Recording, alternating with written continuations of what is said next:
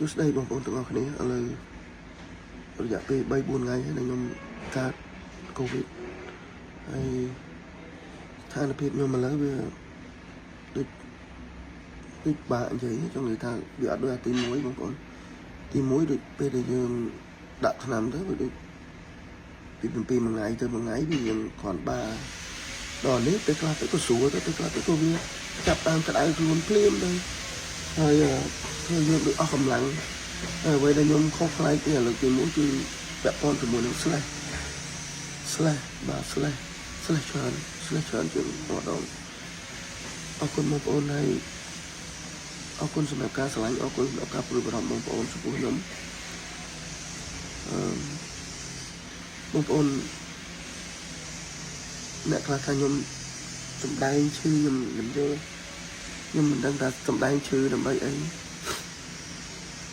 giờ ở đang thử sầm đai mà bạn em mới sầm đai chư nữa nhưng thôi vì đâu để trong can được bom bom bị giật bị chạy cà phê khuôn bẹ mà mùi pram rồi bom bom chỉ viên bẹ mà bán trơn càng nghĩ những ai thưa ban đại bên đây bật sân những chứ nhưng bà mình đèn đó có con bom bom tụi này sọc bài chun po smile là on á có conបាទបងប្អូនបានស្ដាប់ហើយការរៀបរាប់របស់តារាចម្រៀងល្បីឈ្មោះកម្ពុជាយើងគឺលោកខេម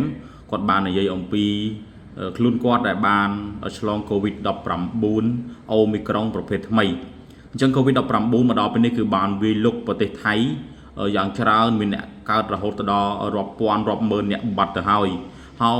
រួមទាំងប្រទេសកម្ពុជាយើងនៅពេលប្រហែលថ្ងៃមុននេះលោកខេមក៏បានបង្ហោះនៅលើ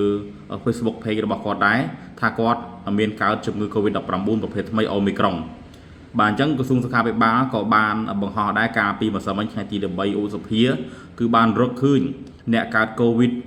បាទ19ប្រភេទថ្មីនេះបាទគឺចំនួន5អ្នកបន្ថែមទៀតបាទហើយការជាសះស្បើយនោះគឺមិនមានទេហើយការស្លាប់ក៏មិនមានដែរបាទអញ្ចឹងមួយថ្ងៃគឺរកឃើញចំនួន5អ្នកបាទអញ្ចឹងក្រសួងសុខាភិបាលក៏បានប្រកាសឲ្យពុកម៉ែបងប្អូន